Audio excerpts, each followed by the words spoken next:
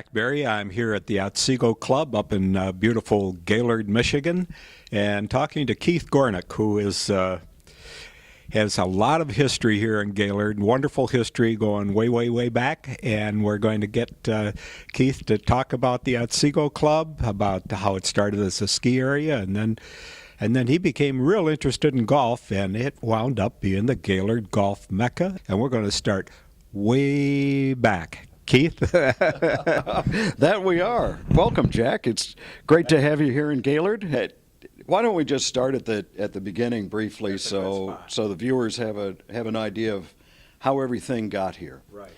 It really begins with an organization that was founded by the late Don McLouth of McLouth Steel Corporation and a few of his friends back in 1938-39.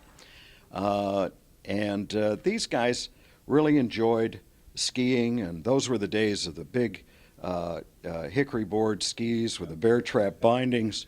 And they had done this in Europe and participated in the sport in Vermont and so on, and wanted to have an escape from Detroit.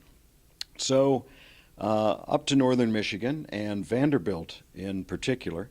It was a rented hill. What kind of a lift did they have? No four seat. No, at the time it was a very simple rope tow that was made up of a small little Dodge four-cylinder engine at the bottom, and some old wheels that were taken off the Ford or Chrysler assembly line and so on, and then rope wrapped around it, and that was the beginning of the program.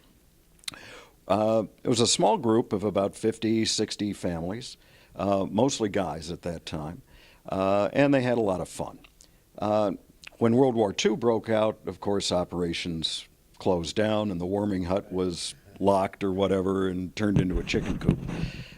And during the time of World War II, a number of the city fathers and Chamber of Commerce types here in Gaylord sort of noticed that there had been these industrialists and so on pursuing this crazy sport just north of them.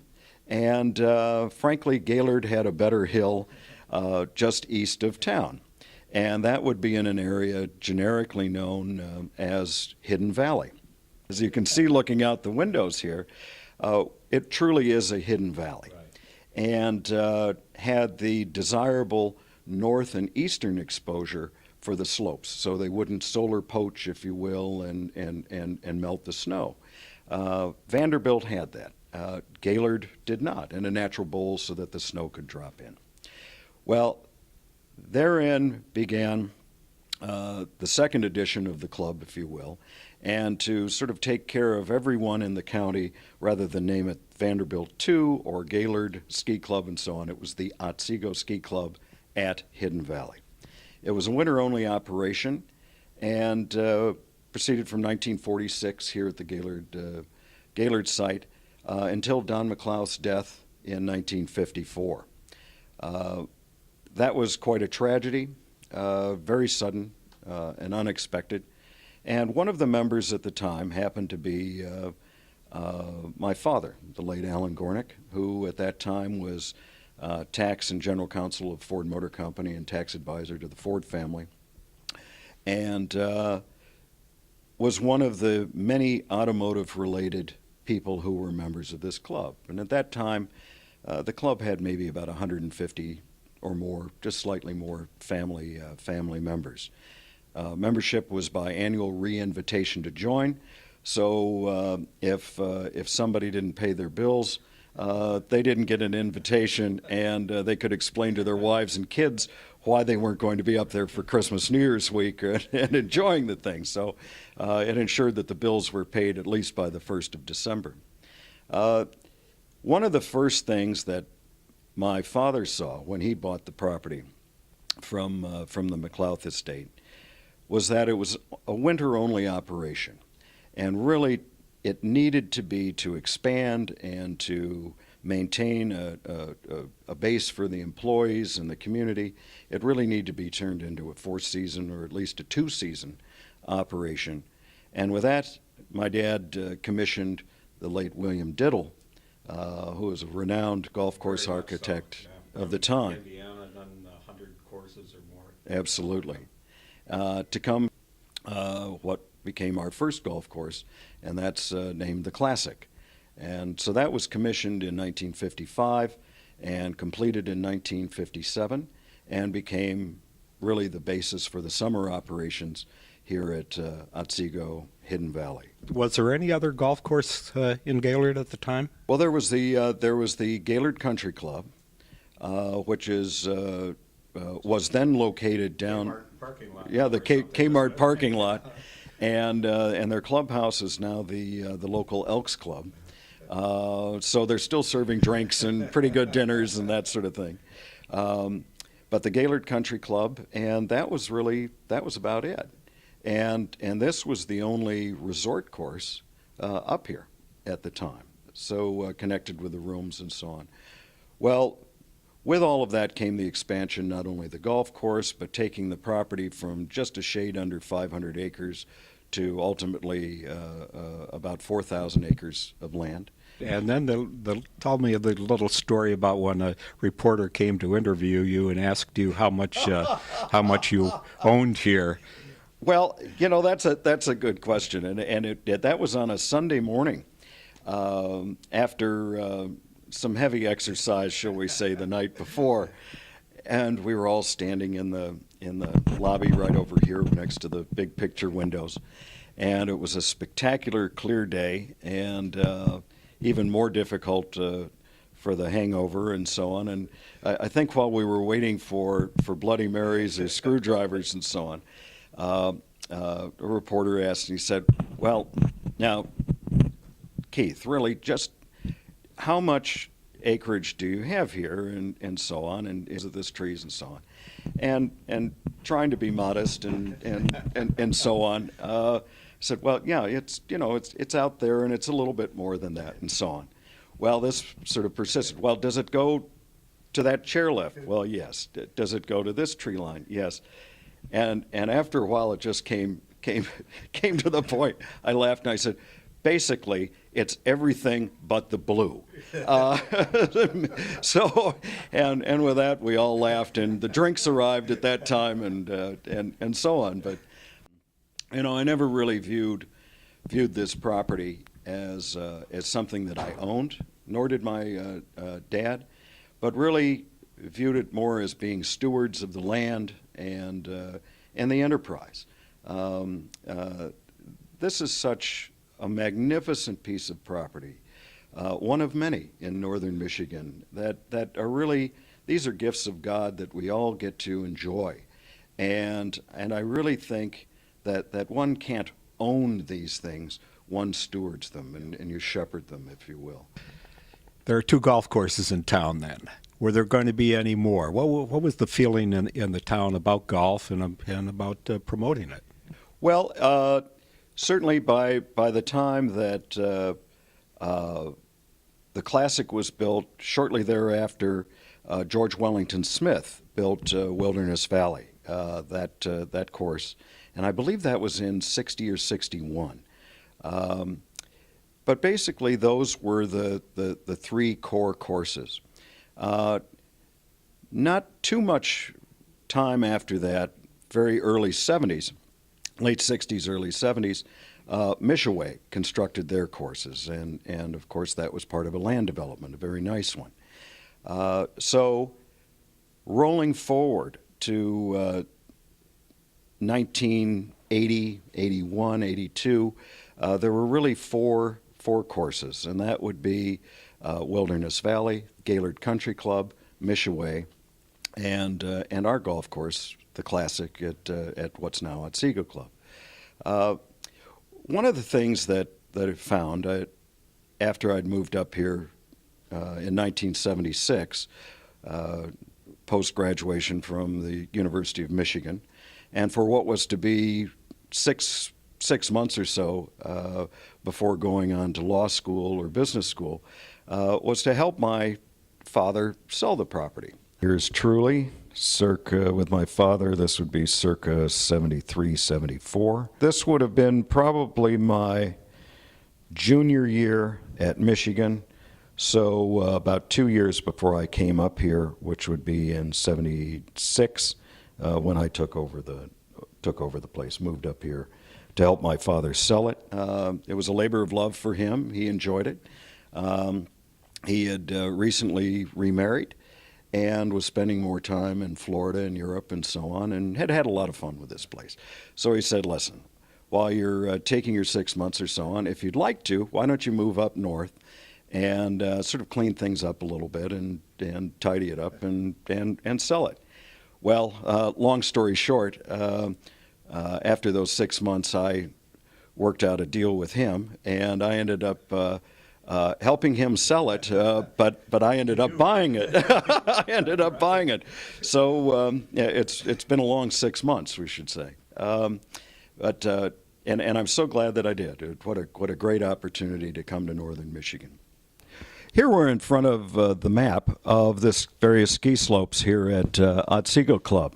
There's a lot of history built in here, not only of the expansion from 1946 through the years running north, but a bit of it with the naming and so on of the slopes. This was the original bowl area of the ski slopes. This is where the number 2 chairlift would be now. This would be shot from the terrace of the Sitzmark Lounge. The Sitzmark Lounge, this would be circa 1959-60, right after it was completed, with the old ski racks where everybody used to keep their skis.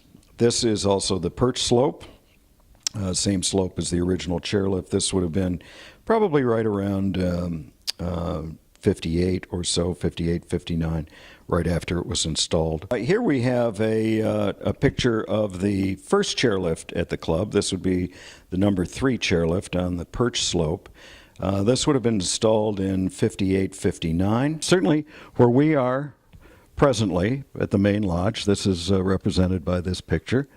The panty waist, which is the kids' slope, the main bowl area, the area where the half pipe was, chairlift number 2, chairlift number 1. The original chairlift here was number 3. Wayne's Racing Hill is named after Wayne Mallory, who was the third head of the Otsego Ski School after Al Alman and Lionel Hayes, a great guy who really challenged the kids to take advantage of the steepest hills on the property, and Wayne's Racing Hill certainly was that. Named after him. Ruthie's Run. This little slice coming off the perch is named after my mother, the late Ruth Gornick, who very much enjoyed skiing here. McLouth's Folly. There are many people who considered the club to be McLouth's Folly in and of itself, but certainly named in honor of the late Don McLouth, who was the founder of the Otsego Ski Club. The Davis Trail. This was named after Jack Davis, who was a very good friend and business associate of my dad's. Mr. Davis was a terrific guy, and my dad and Mr. Davis did so many things together throughout the country. And so in his honor, this is the Davis Trail. Keith's Cut was a swath cut through a bit of the woods in the north part, or the upper part and the north part of the perch slope, chairlift number 3. Number of members wanted a little bit more challenging way to intersect the perch. The naming was up to them, and so it was Keith's Cut. Murphy's Trail. This is named after Mike Murphy, who was a great friend and associate of the club's founder, Don McLouth. Mr. Murphy was the first president of the Otsego Ski Club. Beanie's Bummer, named in the early 70s for a fellow who was an employee here at the club, and very much enjoyed skiing in sort of the daredevil areas. And this was a prohibited area, but this young gentleman would always ski it. Also had a fondness, as I understand it, for wearing a beanie or a chapeau, French chapeau, when he skied, and so beanies, bummer.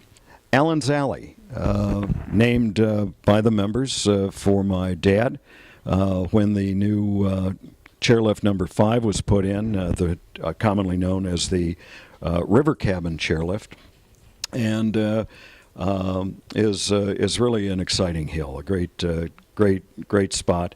Bob's Run, named after an early member of the club and also a great friend of Don McLouth, Bob Hatch, who was very instrumental in a lot of the foresight and the cutting of the various slopes. In any event, some great terrain, and one of the points that's missing on this map is the Macaulay Nature Trail. Alvin Macaulay was one of the original members of this club, and also a great friend of Don McLouth and my dad, and later me. I had a great respect for this man, whose family was one of the founding families of the Packard Motor Corporation. Alvin Macaulay Jr. was a renowned naturalist and very much in the early days of environmentalism, when it wasn't even thought of.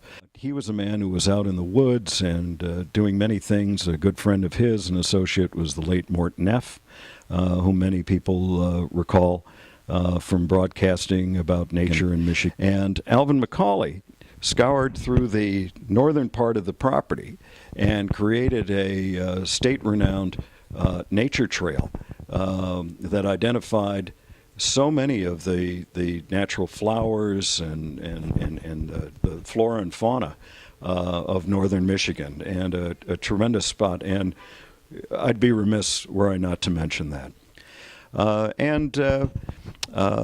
Here, the last slope that was cut during my ownership, named after my daughter, For Elisa. That's the German pronunciation of For Elise, and also the title to one of Ludwig von Beethoven's great symphonies.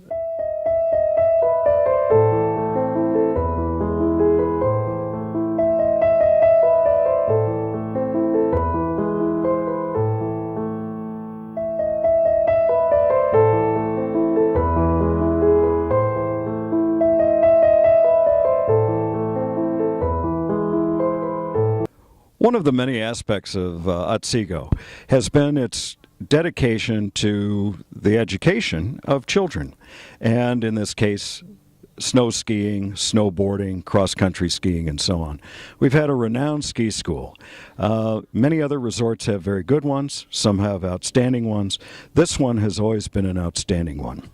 And that wouldn't have taken place were it not for a dedicated group over the years who have really led this team from the education standpoint.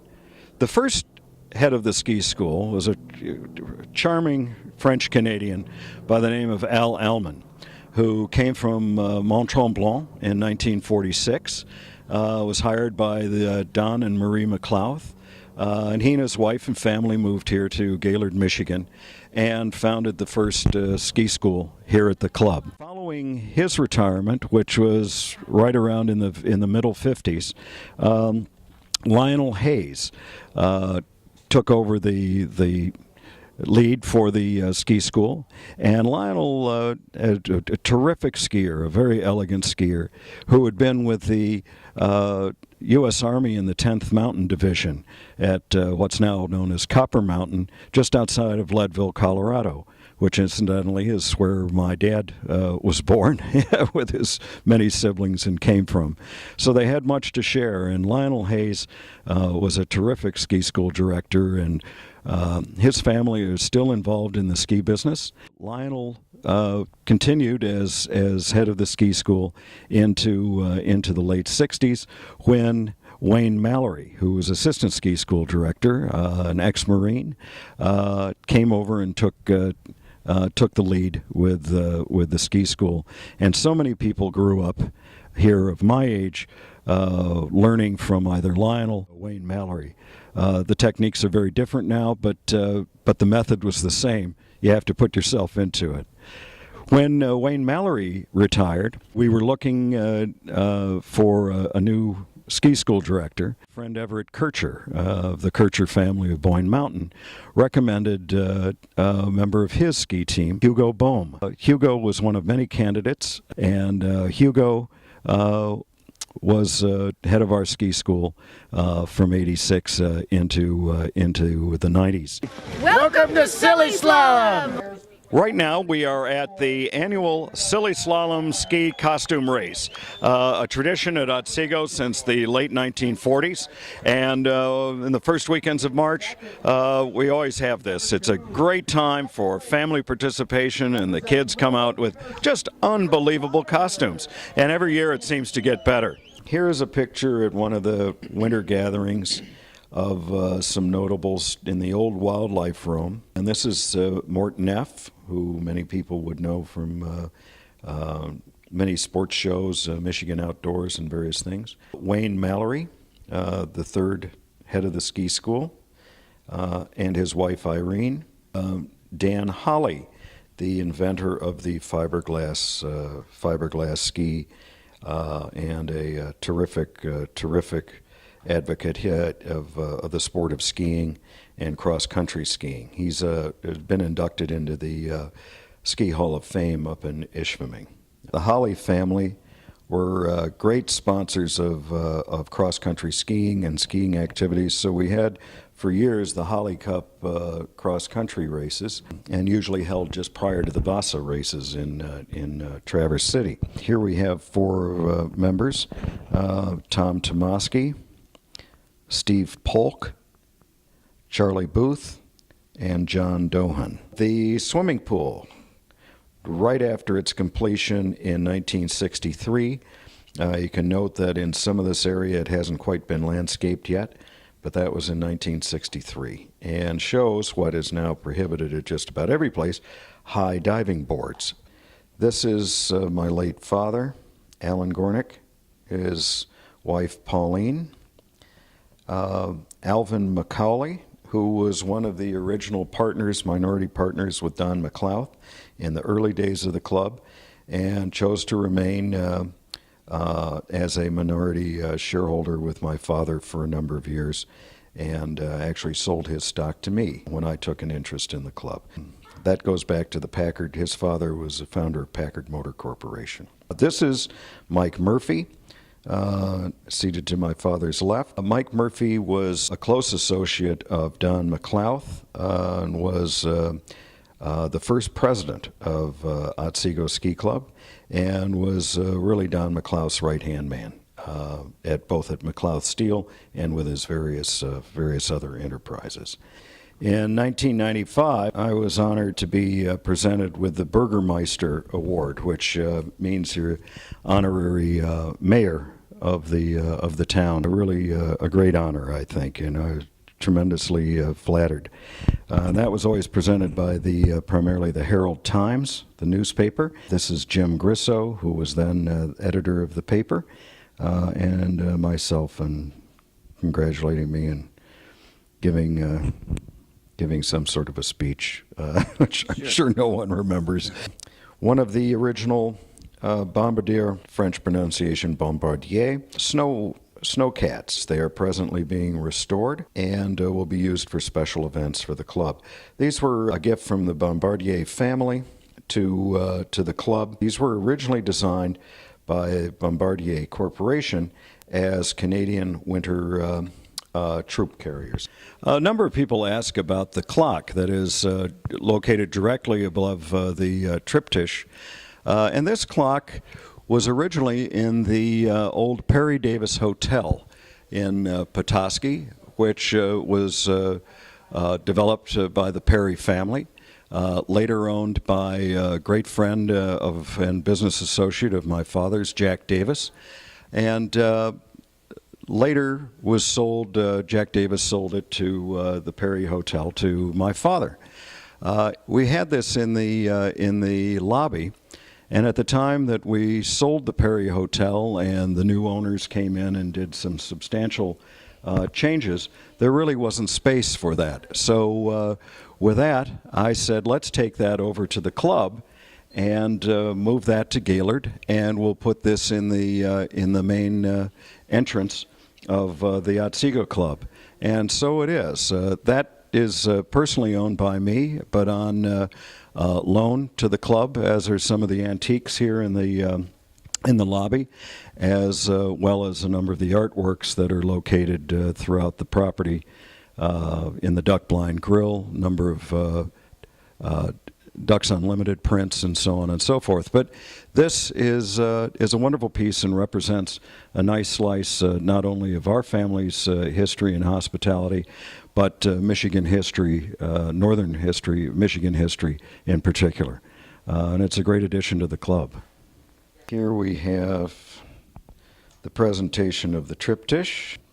Following up on this, my father, John Lambrecht, myself, and Mickey Burke. Here we have what is really a tremendous gift that was presented to my father and myself by the membership as a token of appreciation for what all has taken place here. Back in 1989, which was the 50th anniversary of the club, a group of members, headed by Susan and John Lambrecht of Grosse Pointe and a number of others, pulled together and commissioned, really, the artist Sergio De Guisti, internationally renowned sculptor and artist, to put together a triptych, this frieze of representing the first 50 years of the Otsego Ski Club. And what we have here, you can see the numbers, the years 1939 of its founding up in Vanderbilt, and 1989 representing the 50th anniversary. Here's the representation of the Logmark Bar, which is at the top of the slope. Obviously, somebody very bundled up, trying to stay out of the cold. A skier with the old bear trap bindings and the old costumes of the 40s. And that representation, certainly the idea of the snow and the slopes, a far more contemporary skier showing the evolution of equipment and style, as well as the general flavor of the club, the nature, and here a cross-country skier, which was very important to our Nordic program. But all in all, a magnificent work, and one that was a total surprise to both my dad and myself, and still get a little choked up seeing it. It says so much about the membership and how this place is really about families and generation after generation. Hello, my name is Jenny Weber, and I was lucky enough to grow up here at Otsego Club most of my life, actually. And I spent years and years and years just playing and having the time of my life, meeting new people, and just had wonderful years of happiness and fond memories. It was a place that was safe. It was something that was, you didn't have to think about anything as a child being out on the ski hills, because there was always people that knew you, and you went from hill to hill, and you didn't have to worry about getting lost, or maybe you wanted to get lost from your parents, but you kind of, that happened actually. I would do that sometimes, but it was great, and I met a lot of people that from other cities and from downstate that I kept friends through the years and through growing up, that I kept. And every time that I'd come back, every weekend or every year on Christmas break, It was wonderful being able to see these people again. Here is a shot of all of the ski instructors and getting together before children's program. This picture is of myself in the pink jacket and then one of the other ski instructors burying my brother Will in the snow, which was something that happened often. Here is a picture of Tim Allen when he was a member here speaking at the 50th year anniversary of Otsego Club. Well, one of the things that I had noticed from the moment I came up here was that many of the merchants in town were not cooperating with one another.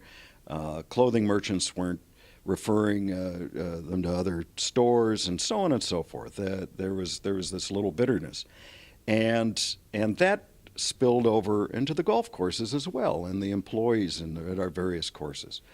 And it was my belief that the guests and our tourists who were coming to visit and patronize our various places were picking up on that.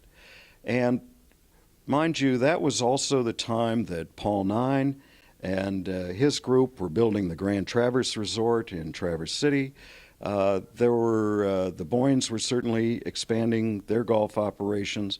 There were a number of other choices besides these four properties in Gaylord, Michigan. So I thought, before we all just destroy this very nice environment, why don't we try to get together and have an agreement?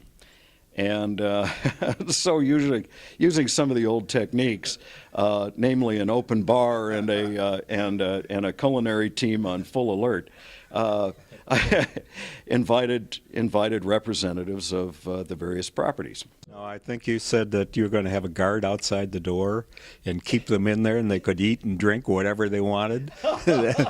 but they had to agree, or you wouldn't open the door again. Absolutely, how true. And you have a great memory, Jack. And we did. We had a guard from Pinkerton's company with a big metal flashlight and so on. Looked very intimidating. And I said, guys, at 12 o'clock, we'll meet in what's now the Duck Blind, and we'll have some refreshments. Then we're moving into the Pontresina, or what was then just the round dining room, later named Pontresina. And you can drink whatever you want. The wine list is here, the menu, you want rack of lamb, you want lobsters, whatever. But we're all going into this room. And other than bathroom breaks, we're going to stay in there until we either have total war or an agreement in place to get along and market ourselves. So with that, everybody's sort of, well, all right, now, well, at least it's free drinks and food, so we'll show up. We all got together, and it was a fun group. From Mishaway, we had Don Werner, their then general manager Jim LeDuc, and Bob Jenkins. From Wilderness Valley, we had Reggie McDonald and another member of his team. From the Gaylord Country Club, we had Fred Otto and another member of his team, and whose name escapes me at the moment. And here we had myself and our then director of sports, Pat Duffy. So we had a pretty good group and a fun group. Well, we all got about half schnockerino and had some great rack of lamb and everything else. And really just put it all on the table and started telling stories of, what the employees had done. And, well, no, you don't want to go to the Gaylord Country Club, or you don't want to go to Otsego Hidden Valley. You don't want to do this, blah, blah, blah. Well, after a little bit of sort of shouting and yelling and this and that, and not too much of it, we all just decided, let's just settle down and let's get along and start referring business to one another. Let's keep them in Gaylord and Otsego County. And with that, we formed a group called the Gaylord Golf Council. And that was the genesis of what later became the Golf Mecca. 1984, when I was beginning a startup oil and gas exploration company known as Ward Lake Drilling. And my time was really being devoted to that. So I really didn't have time to run this on a day-to-day basis and essentially be general manager of this and set up that company. So with that, I looked for extensively, and for a period of about a year and a half, for a very good general manager. And after interviewing so many people sent by the top headhunters, I finally realized I was mostly interviewing people with a palm tree mentality. And by that I mean they'd come up here and say, "Oh gosh, this lodge is gorgeous, and what a beautiful town, and winters are really long, but I can't wait to be here." And I'd say, "Well, I'll tell you what. What's your ultimate goal after you move through various properties, and as is generally accepted in hospitality, where would you really like to end up?" "Oh, Arizona. Oh, Florida, Mexico, or something." They were all palm tree people. So I finally just said, this isn't it. And I called up a couple of the headhunters and I said, "Stop sending me palm tree people. I want pine tree people." And they'd never heard the term before. And I said, "Send me somebody from a Swiss hotel school. Send me somebody from Northern Europe. Send me a Canadian. Send me whatever." Well, sure enough, we started seeing pine tree people. And one fellow in particular was just a great find. And we hit it off very well personally and professionally. And his name was Dick Weber. And Dick was a graduate of Cornell's hotel school, where he had gone on a hockey scholarship with his twin brother. And a very bright guy, very marketing oriented, as personable as can be, and only one hitch: he was a Canadian citizen and couldn't work here in the United States.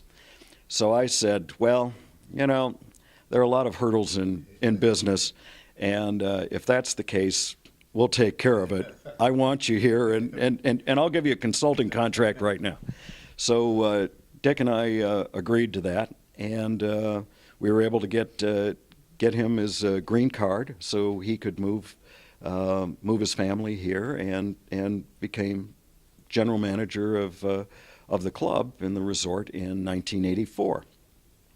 Well, one of the first points that I made, I said, "Listen, in any hospitality property of this size, it takes at least a full 12-month cycle to really get to know it and get the feel for it.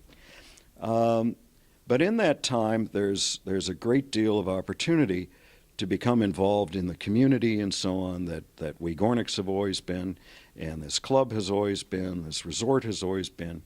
And one of the things that I'd really like you to take a look at, Dick, is this Gaylord Golf Council. We have people cooperating, we're really getting along, we're having some fun meetings, and people are sticking around and floating around our golf courses. And take a good look at that. You have a great marketing background, you're sharp as a tack, and go after that if you think it's worth it. So he said, "Great, I'll do that." And, well, as we say, the rest is history, isn't it? What a great guy. Just a great guy. And, of course, there were more courses coming online at that time. Harry Melling had recently purchased the old Sylvan Knob ski area and was transforming that into what's become a tremendous ski resort of national and international renown, now known as Treetops. Other courses were being built at Wilderness Valley. Of course, David Smith commissioned Tom Doak to build Black Forest, and so on and so forth. The Otto family of Garland came into the Mecca and brought their great resort. So we really went from a small luncheon party with an open bar and a let's get along to where the Golf Mecca is today. Now, what about the Alpine Village? How did that come about? What was your lodges here? How many were there when you took over from your dad? Well, at the time, really, when this entire resort was started in 1946 after World War II, there wasn't anything here. And Don McLouth and his wife, Marie McLouth, really enjoyed the architecture of Western and Eastern Austria, the Tyrolean area, and parts of Switzerland and so on, and thought, why not? We're perched on top of this hill. We're in one of the highest elevations in the Middle West. Why don't we fashion it after a sort of a Swiss or Austrian resort? And with that, they hired a noted architect of his time, Hugh Keyes, who was based in Bloomfield Hills. And I think many listeners will remember the old Kingsley Inn, right at the corner of Long Lake and Woodward Avenue. It was done in an English Tudor style. That was designed by Hugh Keyes. Also, the old Fox and Hounds with the round turret and so on. That was Hugh Keyes, and he did a number of houses and country clubs and all that. Well, he was an architect who very much enjoyed working with themes, not just his own ideas and impress upon the client how that should work, but pick up on various themes. So again, like a fish to water or something, he thought, great, I get to design all this alpine stuff, and how great. So the main lodge was built, this lodge that we're in today, and the Logmark Bar at the top of the hill.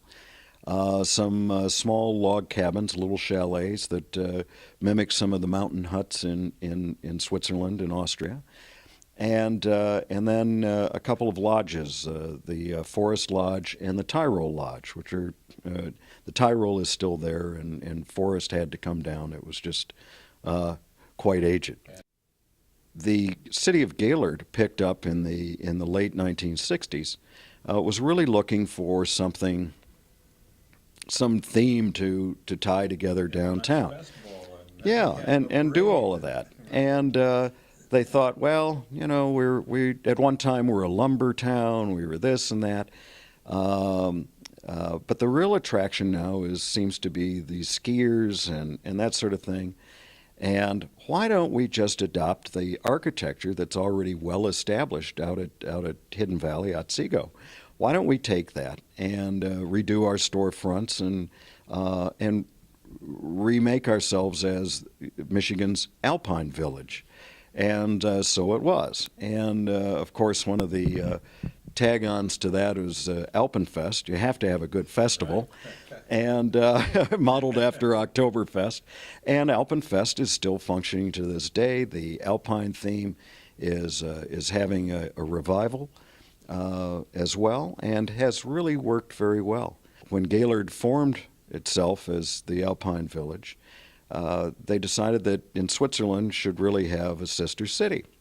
And so just outside of St. Moritz, the very famous and very posh ski resort, is another smaller resort named Pontresina. And so when... Here we are, right next to the Pontresina. Next to the Pontresina room, absolutely. So in 1985, 86, we were looking to really have an upscale dining room above and beyond what we already had. And I thought, this is where Gaylord's Alpine theme began, right in this main lodge. And the community has never really honored, in too many ways, the sister city of Pontresina. So let's take the flagship of our culinary experience and abilities and name it the Pontresina. And that restaurant has been extremely well received. I'm very proud that during my ownership, our team was able to achieve multi-years in a row Wine Spectator magazine's Award of Culinary Excellence, along with many other great awards. Detroit News and Free Press Readers Poll #1 golf resort in Michigan. Upon completion of the Tribute golf course, which I think we'll get to in a few minutes, Sports Illustrated magazine rating that as one of the top 10 best new golf courses in the world. But really, there's so much of Gaylord's history that's based right here at Otsego, and it's really been quite a fine journey. Now, we had a lot of big names coming up to northern Michigan to do golf courses. Tom Fazio and Robert Trent Jones over at Treetops, and Tom Doak was down at the Black Forest, and just some of the best, and Jack Nicklaus over at Grand Traverse. And then you had an idea that maybe we needed another golf course. Is that correct? And Jack, how true. And we truly did.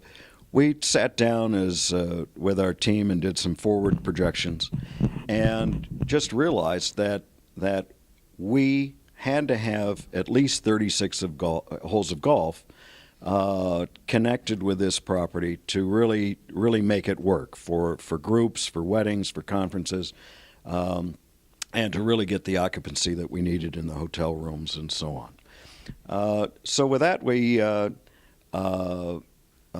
started looking for golf course architects and land planners and so on who would be sensitive, and that's the key word, sensitive, to this exquisite piece of property. I mean, this is not a cornfield in Nebraska. It has many ups and downs. It's the headwaters of the Sturgeon River, some beautiful wetlands, some great highlands, and elevation changes and so on. So it's one that was really required the right person. And we interviewed so many really fine architects. And I won't name them because, why not? All good people. And at a golf conference in Monterey, happened to meet Gary Koch and Rick Robbins. And we really hit it off. And I liked the way that they were discussing their various other projects that they had done here and abroad. And their belief in pretty much leave it alone as much as possible, and so on. So that sort of perked my ears up a little bit. So with that, I said, I have some land up in northern Michigan, and why don't you come take a look? And one of the comments was, well, all right, Mr. Gornick, but it probably takes about 180 to 200 acres to really make a nice golf course. And I said, all right. Well, I think we have that. And I said, well, and if you have a little bit more than that, that would be nice. And I said, yeah, I think we could probably supply a little bit more. So, exactly. So with that, I said, actually, why don't you guys come up, and just for starters, I'll give you 1,000 acres to work with. But fly up, take a look at it. So they did. They looked at the topos. We walked the property, and they said, "You mean we have all of this to play with?" And I said, "Absolutely, guys, have at it." And that they did. And I said, "Here's some basic parameters. Number one, I want you to move as little earth as possible, and that's not an economic decision, but look at this beautiful." Beautiful land. Why don't you find out? God created the land, if you will, and why don't you figure out where to place the tees and the greens and the fairways? I said, really just work with what's here. And those two guys, words really cannot describe. Well, I think Gary Koch, commentator on Golf Channel and NBC and so forth, does a terrific job. I think he's very sensible, and even though he comes from the flatland in Florida, why he appreciates what you've got here. I'm Gary Koch, former PGA Tour player, played on the PGA Tour for 15 years. Over the course of about the last 10 or 11, I've been involved in covering golf on television, also involved in the golf course design business. having done probably about 10 or 11 projects now over the course of about the last 10 years as well. When we first came and made the visit and saw the piece, Mr. Gornick informed us it was close to 1,100 acres, which when you're designing a golf course is a real luxury to have that expanse of property to be able to choose from and to look at and to figure out where the golf holes should go. It's a golf course that I think the average player can go out and play and have a lot of fun playing. A signature hole. Certainly the first one that would come to mind would be the third hole. When you stand on the third tee and on a beautiful day you can see probably 30 plus miles. And if that doesn't capture the essence of this piece of property, then I don't know what does. Then I would say the next would probably be the seventh hole, which is a par 5 that is down on the lower portion of the property, down along the riverbed. It's a beautiful par 5 that kind of moves in two different directions, a little bit left to right off the tee and then slightly back right to left as you get closer to the green. But it just fits the flow of the land absolutely beautifully. It just sits right in there very naturally, trees on both sides, a nice little pond in front of the green. I mean, it captures the essence of that piece of the property in my mind. You know, and then you come to the 18th hole. And again, the vista from the tee, looking up the hill, the beautiful green grass, the white sand, you know, shows you about the elevation change of the golf course and how you can play downhill sometimes and it's real easy and uphill sometimes and it's a little bit harder. I think it turned out as well, if not better, than what we had envisioned as we were going through the process of construction and you know, putting everything together. I think it's something that we'll be very, very proud of, and I think the people here at the Otsego Club will be very proud of it as well. My name is Rick Robbins. Unlike my predecessor here, Gary Koch, I'm not quite as well known on the television, having not played professional golf. I've been a golf course architect for almost 30 years now. And you get to hole 12 and 13, and they're out in the open once again in the open farm fields.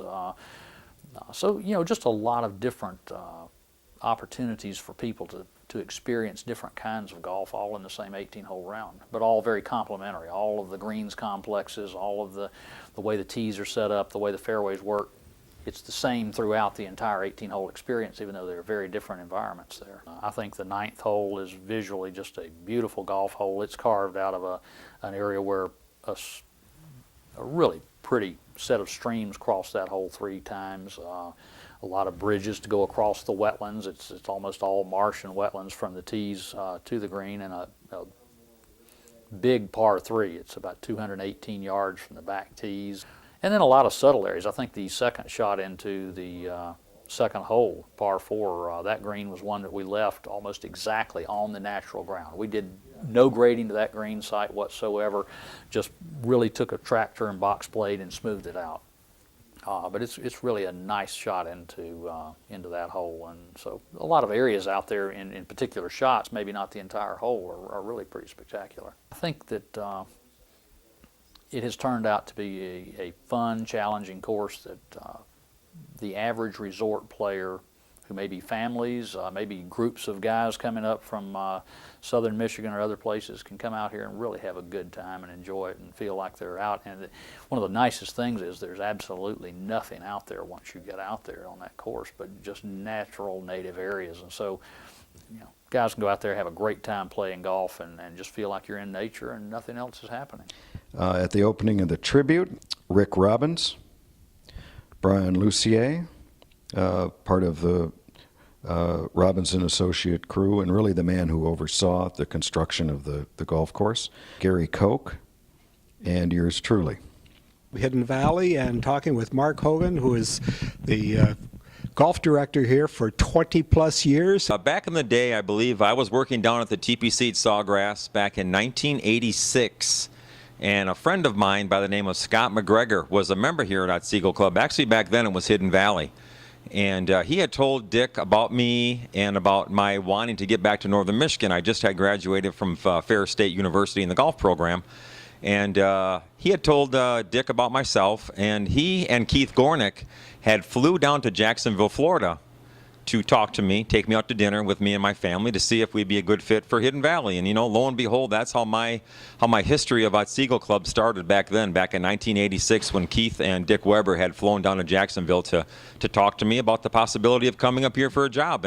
And we both liked each other, and both parties had a great fit together. And here I am, still here today. There's so much history here, as I think we've addressed in a number of these shots. And one point that should be made, post my retirement in 2006, this property was acquired by a very nice group of people known as the Osprey Group, who came in and invested a good deal of money in building some new lodges, installing some fire pits, doing a number of upgrades to the property. Part of the natural evolution that began with Don McLouth, certainly went through the 50 years of our family, and Osprey came in, and one of the things that they wanted to do was put a much stronger emphasis on snowboarding, and basically, in some cases, overlapping the skiing that had been the backbone of this property. And with the snowboarding, they did that very well and turned this into an Olympic training facility, amongst many other things. We're at Otsego Club in Gaylord, Michigan, and it's an Olympic year, and right behind us is the only Olympic-sized halfpipe east of the Mississippi. Olympians from Japan, Germany, New Zealand, Australia, Switzerland, the United States, and maybe some other places are here practicing before they hit Vancouver in just a couple of weeks. Ryan Neptune and Planet Snow Design were the ones who came in and actually built this halfpipe. It was part of an Otsego Club 3-year plan to bring some big events here, and they surely have with all these Olympians practicing for Vancouver. You know, there are times, Jack, that people ask and so on, you know, what did you really enjoy when you owned the resort? And maybe what some of the viewers don't know is that in 2006, excuse me, after having been here for 30 years and operating this, my wife and I had a daughter, and I looked around and I said, you know, our family has helped raise literally thousands of families, help them raise their kids, both on the members' side and also the employees' side. But I want to take some time to raise ours and spend time as a family. So I made what was a tough and very personal decision to market the property and find some new stewards. But purely the idea of I want to spend time with my family. And one doesn't always get to do that in hospitality. You spend time, the weekends and the holidays are all spent taking care of other people, sure. And in my bachelor days, that was a blast. I can't tell you how much fun. And in some cases, I probably can't remember how much fun. But it was great fun, and it's great fun now. But people say, you know, do you miss some of it? And I have to say, I do miss working with great people like my old friend Dick Weber, so many of the people who constitute the golf mecca, and certainly Paul Beechnaw and so on. And of course the team here, the culinary team, the golf team, the ski team, just a great group of people. I'm joined today with a dear friend, Stefan Ringenberg, who in his own right is tremendously talented hospitality manager, a lovely wife, Naomi, who was also raised in Switzerland. But a special point is that Stefan is the son of our late great ski school director, Hugo Bohm. As I am a second-generation Otsego Club member, you are, my friend, a second-generation top management person, and one doesn't really get any higher than general manager. And I'd just like you to, if you would, Stefan, share with us some of your thoughts on that. Well, very well put, Keith. obviously being back at the club, and that it is really for me, it's a return to the club through my dad being reintroduced to the club many years ago. I visited a lot when I was a kid. Him being the director of ski school here, when he was his last year that he was ski school director here, I actually came up and more by need of necessity became a ski instructor and snowboard instructor per se on his ski team, which was always his biggest dream. So that came through. He then passed shortly thereafter, unfortunately, but my connection had obviously been solidified with the club even more. I had made more friends. We came around. I've told this story 100 times before, that one of the new owners that took over the club recently, and actually Ryan Niles, was standing right out here pretty much at this spot. And we were joking, this is about 10 years ago, and I said, Ryan, you should buy this place. This is really cool up here. And he looked at me and laughed and said, yeah, and you should run it. And here we are, 10 years later. Literally, it's karma. It came together that way. So the power of attraction, and then to be working at a place like this, obviously, where no matter what time of the year you stand at the spot and you look out, it is just gorgeous. It doesn't matter if it's winter, summer, fall, spring, it is just plain gorgeous. So to be able to uphold this opportunity for all the membership to be able to come up here, for all the children, for the generations to come through, where we have certain tables in the dining room where there's 4 generations sitting on one table and they've all been members here. And that's what this is all about. So taking the youth up, training them, getting them on the hill, getting them skiing, up to the Olympians, being here and training for the biggest sports event in the history of mankind every 4 years that takes place. It's incredible. So being a part of that fills me really with a lot of pride. My dad's looking down at me, I know that, and he's telling me not to screw this up. But we've had a great winter so far. It's been a wonderful season. Obviously, with the help of Keith in the back, he's got all the knowledge and the background to the place. We love to just take on the memories and the traditions and make the Otsego Club, formerly known as Hidden Valley, that's how I still remember it too, and make it prosper as it used to. So that's our big goal here, and we're happy to be here. My wife, my kids, myself. It's like coming home. Last night we had the opportunity to meet the 2 principals who have taken over the Otsego Club with the eye at long-term lease and option to purchase. Ryan Niles and Roger Malley. 2 great guys, all of whom have been longtime members. Ryan Niles has been here since he was 5 years old. Roger Malley's wife has been here since she was born and is now going on the Malley family 4th generation members, the Niles 3rd generation members. Wonderful people, keeping the action and keeping the spirit of Otsego alive. Our first interview was with Roger Malley, and who's going to share a few words about his vision for Otsego. It's a great pleasure to introduce Roger. Thank you, Keith. My name is Roger Malley, and I'm one of the new owners of the Otsego Club. And as Keith mentioned, I married into the Otsego Club. So I was lucky enough through my wife, Amy Desautel, to be introduced to this place and to meet great people like my partner, Ryan Niles. So back in 1999, I came here as a guest, and it was over Christmas break, and I walked in, bought my lift ticket, I skied half a day, and I went back to my father-in-law and to my wife and said, okay, I'm in. How do I join? This place is great. And I've been a member ever since. And so how this all evolved is just skiing here and just realizing the meaning of this place, how special it was to all the members, to the family, and to my family.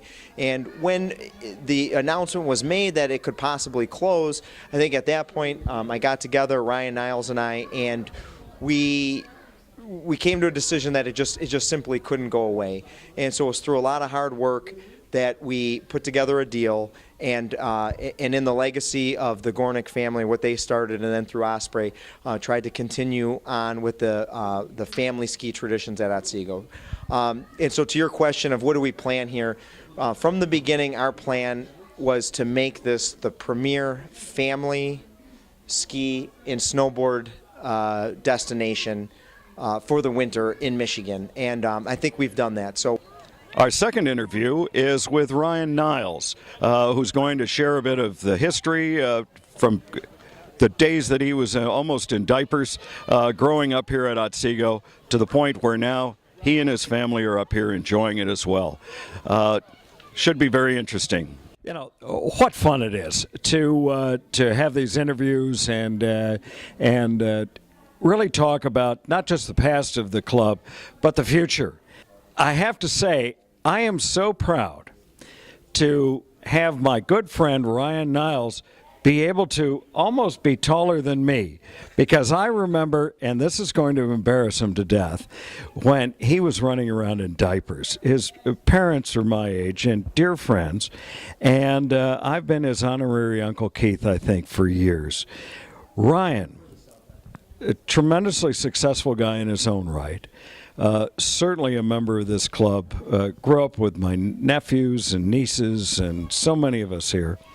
Few things in life could make this guy more proud than to see someone that I think so much of take over this club and move it to its next generation. And with that, almost tears in my eyes, I introduce Ryan Niles. Being involved in that Otsego Club's just been one of those special life-changing moments to where, you know, when Roger and I got together, we said this place can't not go on. I wouldn't be the man that I am today if it wasn't for this place. The opportunities that I've had, the people I've met, the experiences, the freedom, it just instills so much in young kids to be here and be involved with so many neat people. And we were very fortunate to be one of the families that were a part of that. So with that, you know, Roger and I got together and said we couldn't have this place not go on. So we got together and put a deal together, and it's been a lot of fun ever since. We didn't look at it as a business deal. We looked at it as a privilege to have the opportunity for us to be really the stewards to kind of carry this on. The Gornick family did it for so many generations and did it absolutely fabulously, focused on families, focused on friends, focusing on fun. Osprey did it. They invested a lot. They did a lot to carry the tradition. And now Roger and I are lucky enough to hopefully take it and continue the great privilege and opportunity to have this place. So we're excited to have the opportunity. We're working hard at it. Every day's exciting here. There's a lot of great people, a lot of great situations, a lot of great weather. So we're having fun with it all. So we're fortunate. So with that. We're looking forward to the future. One of the things that was so much fun is to just see how people are really enjoying that magnificent golf course. And a number of people say, well, how did the name come about? And we were thinking of so many different things. But in 1998, I lost my father. My father passed away. And Gary's father passed away also. And we thought, you know, what a fitting thing. Let's name this the Tribute. A tribute to Alan Gornick, who built all this, arguably, and to Gary's father, and to two great fathers who gave us a love of golf and the land and that sort of thing. A tribute to the game of golf, a tribute to the property. And so there it is, the tribute. And as corny as it might sound, but every day is Father's Day.